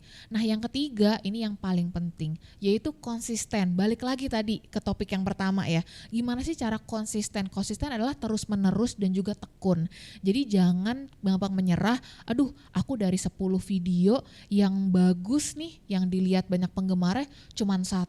Terus gitu, karena kita melawan ya dalam tanda kutip, bersaing dengan ratusan dan jutaan video-video di luar sana. Betul. Gitu. Jadi kalau kita menyerah di satu titik, kita udah kalah selamanya gitu ya. Jadi jangan menyerah, tetap kalian coba deh lihat kalau misalnya ada konten creator, itu kali 1 hari kerjanya untuk bikin konten bisa 10, mungkin bisa belasan gitu ya. Itu adalah kerja yang salah satu mungkin resiko juga ya untuk kerja di, kalau kantor mungkin kita kerja dari jam 9 sampai jam 5 sore. 9 to 5 tapi kalau ya. betul, tapi kalau konten creator bisa sampai jam 2 pagi masih bikin konten, bisa sampai subuh bikin konten gitu ya. Jadi jangan menyerah, bagaimana kita menyikapinya itu sangat penting gitu ya Kakak Susi ya. Jadi kalau untuk aku benar-benar mau membesarkan media sosial aku, terus berjuang, aku cuman bisa kasih semangat gitu ya, jangan sampai nyerah di satu titik, karena jangan sampai menyerah di satu titik ini menutup pintu-pintu rezeki kita yang lain gitu sih Cindy. Betul. Luar biasa Kak Tika, ini baik sekali dijabarkan begitu detail semua jawabannya. Terima kasih Kak Tika atas jawabannya. Sama-sama, semoga membantu Kak Susi ya. Iya. Jadi memang lagi-lagi yang pertama kita lihat dulu minatnya ya Kak. Karena memang penonton di TikTok, penonton di Instagram itu punya klasifikasi berbeda-beda ya. Betul. Kalau Instagram mungkin nggak Kak arahnya lebih ke arah ingin lihat yang estetik gitu atau Bisa, betul, karena Instagram itu kan pertama kali diciptakan mereka fungsinya untuk sebagai album foto ya. Iya. Sebagai album foto, nih aku lagi ngeliatin lagi liburan kemana, kehidupanku seperti apa, aku lagi belajar make up seperti itu ya gitu. Tapi kalau untuk TikTok beda lagi, dia carinya yang hiburan ya, yang ada challenge gitu. Jadi benar-benar variatif banget setiap sosial media atau media digital yang mau kita dalami gitu ya. Iya, jadi lagi-lagi kontennya pun akan berbeda yang diposting di TikTok dan di Instagram ya Kak. Karena klasifikasinya tadi. Kalau TikTok itu lebih ke hiburan gitu ya, seperti dance, musik gitu ya, atau beberapa konten drama yang menyentuh hati misalnya. Kamu pasti ngikutin yang seperti itu ya? Iya, karena kebanyakan yang lewat seperti itu. Karena mungkin aku like-nya seperti itu ya. Iya, benar. Atau misalnya kalau di Instagram lebih ke estetik video gitu. Karena memang aku perhatikan beberapa sosial media online shop, ketika aku buka TikToknya dan buka Instagramnya ternyata jenis konten yang diposting ternyata beda ya Kak. Iya. bisa seperti itu. Di Instagram kurang lebih seperti katalognya ya. Karena lebih banyak foto, video pun lebih yang mengarah ke estetik gitu ya. Kalau di TikTok lebih kayak mereka ngikutin tren, hiburan, bercanda gitu ya. Atau misalnya video aktivitas mereka lagi packing. Oh iya benar banget itu. Itu jadi, ternyata ngangkat juga. Karena aku jadi kayak seperti ini packingnya, artinya kita bisa menilai juga online shop ini dia profesional ya, packingnya bagus, packagingnya, kemudian sistem administrasinya bagaimana. Betul. Itu ternyata ngaruh juga. Jadi gitu banyak yang bilang juga ya Cindy, kalau aku boleh menambahkan. Di TikTok tuh banyak yang nyari di belakang layar gitu. Hal-hal yang sehari-hari banget di belakang layar. Misalnya kita udah bikin Instagram video yang estetik banget. Ternyata di TikToknya mungkin bloopers-bloopersnya gitu ya. Atau kegagalan-kegagalannya tuh biasanya di TikTok ramenya ya, orang-orang nyari informasi seperti itu. Malah kadang admin all shopnya joget-joget gitu kan, Bisa. having fun Bisa gitu. banget. Iya, ternyata aku perhatikan begitu sih. Jadi memang beberapa akun online shop itu yang postingannya yang diposting itu beda banget antara TikTok dan Instagram. Kualitasnya juga kadang TikTok itu nggak pandang bulu dan pandang usia ya gitu. Mau yang kualitasnya agak buram gitu, tetap banyak yang nonton gitu ya. Betul, luar biasa. Jadi artinya banyak banget hal-hal yang bisa kita kulik lebih dalam lagi, bisa kita manfaatkan lebih banyak lagi dari media digital ini. Setuju. Iya. Kita masih ada penanya Kak, ternyata Kak. Wah, masih benar. ada pertanyaan. Aku juga masih semangat nih. Masih Yuk. antusias. Kita makin banyak yang nanya, makin antusias ya Kak. Yes. Luar biasa. Dari Kakak, dari Pak Petrus. Selamat sore Pak Petrus. Siap, selamat sore. Maaf Bapak Petrus, boleh dikecilkan untuk volume Zoom-nya agar tidak feedback suaranya. Ya. Sepertinya sudah aman. Silakan Pak Petrus. Siap, selamat sore Kakak. Sore. Adil Katalino Basur Amin Kak Saruga Basengat Kak Jubata. Arus ya. Mohon petunjuk Kakak, bagaimana cara meminimalisir dampak negatif penggunaan media digital. Terima kasih. Ya. Terima kasih Pak Petrus, silakan Katika. Pertanyaan dari Bapak Petrus sungguh singkat, padat dan jelas ya Pak ya. Bagaimana sih kita meminimalisir dampak negatif? Nah, sebelumnya tadi saya juga sudah sempat menjabarkan gitu ya. Kalau misalnya untuk dampak-dampak negatif itu kita bukannya menutup-nutupi, tapi kita harus malah semakin tahu. Kalau kita bermedia digital, apalagi bermedia sosial yang benar-benar kayaknya nih di usia-usia milenial setiap hari baru melek mata kayaknya udah buka media sosialnya, udah buka apa yang ada di WhatsApp grupnya gitu ya. Setiap hari mungkin kalau dilihat screen time-nya mungkin bisa berjam-jam gitu menghabiskan waktu di depan handphone atau di depan layar laptop. Tapi kita juga harus tahu di balik kebaikan juga ada keburukan-keburukan yang dimana kita malah harus mengenal ya, bukan harus menutup-nutupi. Nah, gimana sih cara meminimalisir? Cara meminimalisirnya itu bukan dari luar, justru dari kita sendiri. Kita harus punya kesadaran. Yang pertama, etikanya dijaga dan kita harus punya prinsip, Pak. Jadi misalnya gini, aku pakai WhatsApp untuk baik-baik gitu dulu ya, untuk niatnya untuk niat baik-baik, untuk niat tidak menipu, tidak merugikan orang lain gitu ya, atau melanggar peraturan-peraturan yang memang kadang di sistem setiap sosial media itu sudah ada dan sudah bisa dibaca peraturannya masing-masing. Pertama seperti itu. Yang kedua, sebenarnya kita tuh sedikit banyak dibantu juga oleh tadi fitur-fitur yang apa aja yang diperbolehkan, yang di-share, atau apa saja yang tidak diperbolehkan diposting di media digital atau media sosial gitu. Jadi kita kayak sebelum kita melakukan suatu postingan itu udah ada syarat-syarat tertentu tuh yang harus kita patuhi juga. Nah, itu juga cukup membantu. Jadi itu meminimalisir juga dampak-dampak negatif, misalnya untuk pornografi di beberapa sosial media itu benar-benar tidak boleh dan tidak akan ditayangkan gitu ya. Terus juga misalnya bukan hanya pornografi, ada juga misalnya yang terlalu sadis gitu ya, yang berkaitan dengan sara segala macam. Nah, itu kalau udah terlanjur diposting akan langsung di-ban atau diturunkan secara paksa oleh media digitalnya. Itu juga ada. Nah, yang ketiga, sebaiknya lebih diatur ke schedule atau penjadwalan kita gitu ya. Sebenarnya kan bermain di media sosial atau di media digital juga berpengaruh sama kesehatan kita juga ya. Misalnya kesehatan mata gitu ya. Ada juga yang kerja mulu nih jadi pusing. Nah, mungkin pusing bukan karena pekerjaannya, tapi pusing karena terlalu banyak terpapar sinar biru dari laptop atau dari gadget, radiasi, betul banget gitu. Atau mungkin lebih ketagihan listrik atau tagihan internet ya. Itu juga pengaruh ke situ gitu. Tapi balik lagi ke 3 poin yang tadi, Pak. Jadi untuk sebagai dampak meminimalisir bukan hanya dari luar, tapi juga dari internal, dari diri kita ya. Bukan untuk menutup-nutupi, tapi juga sebaiknya kita menyadari kalau etika-etika, kita juga harus punya prinsip untuk lebih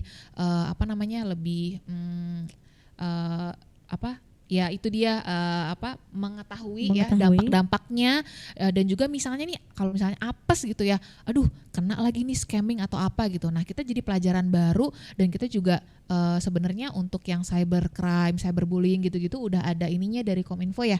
Udah ada batasan-batasannya. Betul. Dan kita juga udah dilindungi sama UU ITE. Seperti itu sih. Sebagian kecil aja sih saya tahunya. Mungkin nanti ke depannya bisa berpengaruh lebih efektif dan efisien lagi di kehidupan masing-masing individu gitu. Baik, terima kasih Kak Septika, Pak Petrus. Semoga membantu ya Bapak Petrus ya. Baik, terima kasih Pak Petrus atas pertanyaannya. Terima kasih, siap. Selamat sore. Sore. Iya, teman-teman, tidak terasa kita sudah melewati sesi tanya jawab. Yang tadi sudah ada 4 pertanyaan, luar biasa antusias sekali teman-teman dari Kalimantan Barat. Terima kasih atas antusiasnya, dan saat ini kita sudah sampai di penghujung acara. Namun sebelum ditutup, saya boleh minta Kak Septika untuk memberikan closing statement. Silakan. Oke, closing statementnya sebenarnya teman-teman di sini tolong bijak dan disiplin dalam menggunakan dan dalam memaksimalkan media digital dan media sosial yang lagi memang pengubah kehidupan kita nih ya, benar-benar turning point gitu. Lalu kalau untuk generasi selanjutnya tetap waspada gitu ya, dan tetap kreatif untuk memanfaatkan media digital ke arah yang lebih baik lagi. Terima kasih. Terima kasih Kak Septika. Jadi memang begitu banyak sekali upaya-upaya yang bisa kita lakukan untuk memberikan manfaat dalam dunia media digital. Artinya banyak yang bisa kita manfaatkan dari media digital. Dan teman-teman partisipan, tidak terasa kita sudah sampai di penghujung acara. Untuk itu kembali saya ucapkan terima kasih kepada narasumber, yakni tadi sudah ada Bapak Krisantus dan juga Kak Septika yang secara langsung hadir di studio. Terima kasih juga kepada seluruh teman-teman partisipan atas antusias dan partisipasinya. Dan saya moderator Cindy Rosa mengucapkan terima kasih, mohon maaf apabila ada banyak kesalahan dan kekurangan baik dalam tutur kata maupun perbuatan. Acara selanjutnya akan saya serahkan kembali kepada MC Amara dan juga nanti akan dihibur kembali oleh band dari BNB Project. Untuk itu saya pamit undur diri. Wassalamualaikum warahmatullahi wabarakatuh. Salam literasi digital.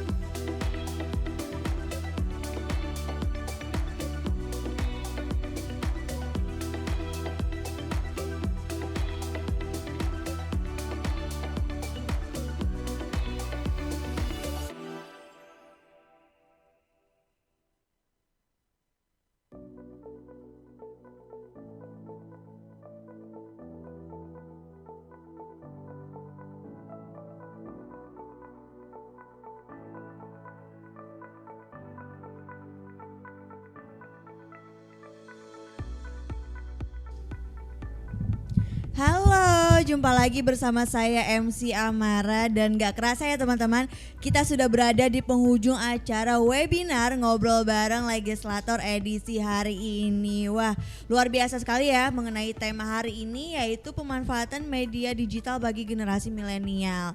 Tadi benar-benar sudah dikupas tuntas ya mengenai tema tersebut, dan tentunya semoga pemaparan panel diskusi pada hari ini dapat bermanfaat dan dapat dijadikan bekal untuk kita dalam kehidupan sehari-hari, baik di masa kini ataupun masa yang akan datang. Amin.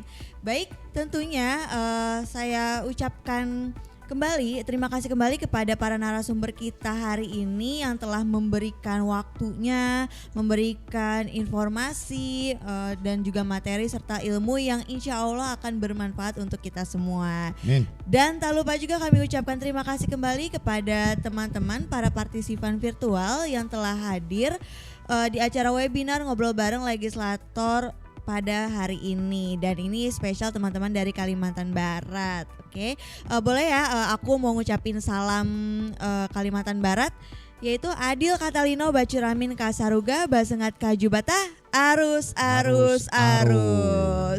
Baik teman-teman, jangan kemana-mana dulu karena saat ini sudah bersama saya nih dua pria tampan, kakak-kakak dari BNB Project yang akan menghibur kita kembali nih dengan musik yang seru begitu ya. Maka dari itu jangan kemana-mana dulu, kita nikmatin dulu musik bersama BNB Project. Tapi sebelum saya pamit undur diri, saya punya sedikit pantun. Seperti biasa ya kak, cakepnya yang kenceng. Oke, bunga mawar, bunga melati. Cakep. Indah dipandang di pagi hari. Cakep. Saya MC Amara Martiara pamit undur diri. Cakep. Semoga kita bisa bertemu di lain hari. Wabillahi taufiq wal hidayah. Wassalamualaikum warahmatullahi wabarakatuh. Dan ini dia BNB Project.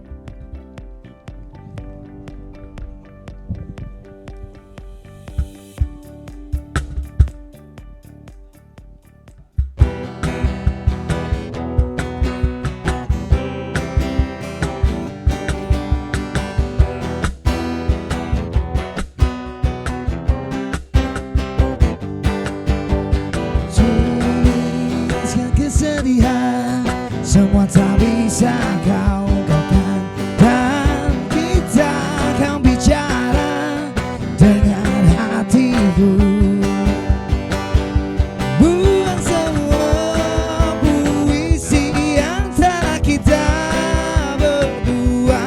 Kau bunuh dia, sesuatu yang ku sebut itu cinta. Yakin karena ku Tuhan dia bukan milikku. Biarkan waktu hapus aku. Sadar karena ku Tuhan dia bukan milikku. Biarkan waktu hapus aku.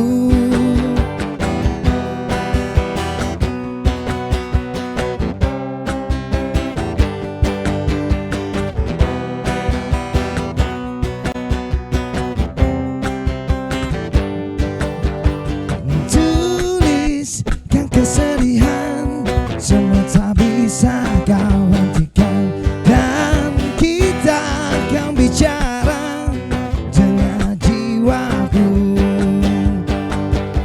Buang semua puisi antara kita berdua. Kau bunuh dia, sesuatu yang ku sebut itu cinta. Semuanya yakin karena ku Tuhan dia bukan milikku. Biarkan waktu hapus aku. Sadar karena ku Tuhan dia bukan milikku. Biarkan waktu hapus aku.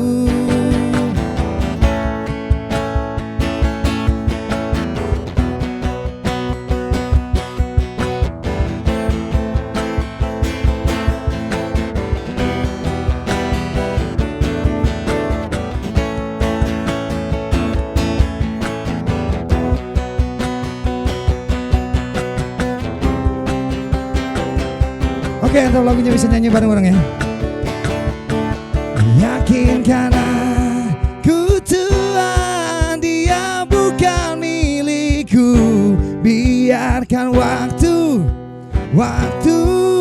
hapus aku.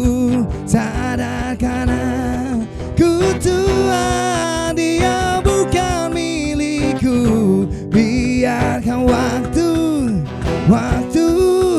hapus aku.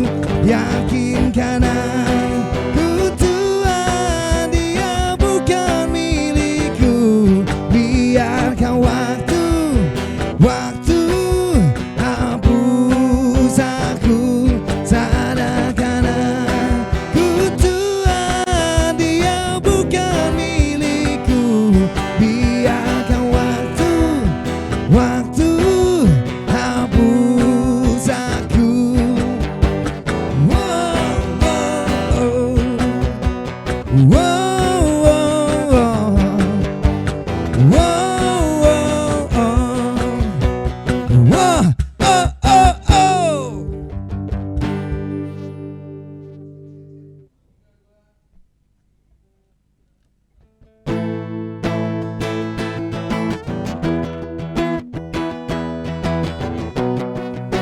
Oke, tahu lagunya ya, ini dari tahun 90-an ya. Kalau ada yang pernah nonton filmnya pasti tahu lagunya.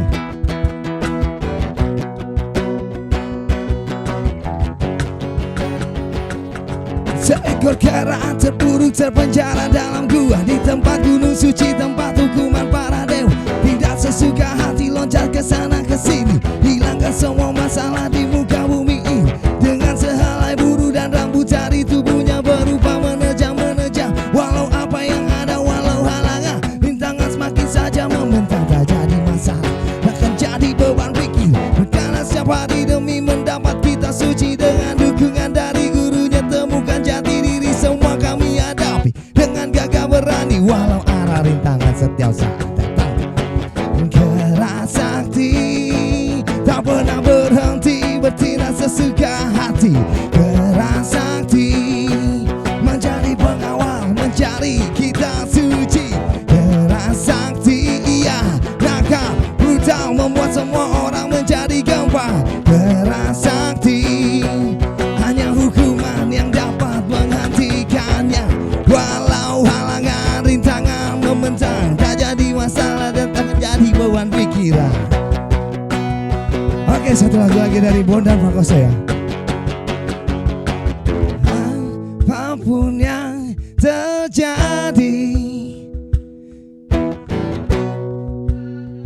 Mana suaranya ini di rumah ya? Janganlah kau bersedih, ku kan selalu ada untukmu. Satu sekian kemungkinan kau jatuh dan tanpa ada harapan. Bersama raga ini ku persembahkan, bersama jiwa, cita-cita dan harapan kita sambung satu persatu. Sebab akibat, namun tenanglah, mata batin kita akan lihat, menuntun ke arah mata angin bahagia. Kau dan aku tahu jalan selalu ada ku jalani. Problem akan terus menerjang bagai keras ombak yang menabrak tanah. Namun ku tahu untuk harus tetap tenang. Saat kau berharap keramahan cinta tak pernah kau dapat, ya sudahlah, dengarku bernyanyi. Hey ya ya ya ya ya, da du da da da du du du di da.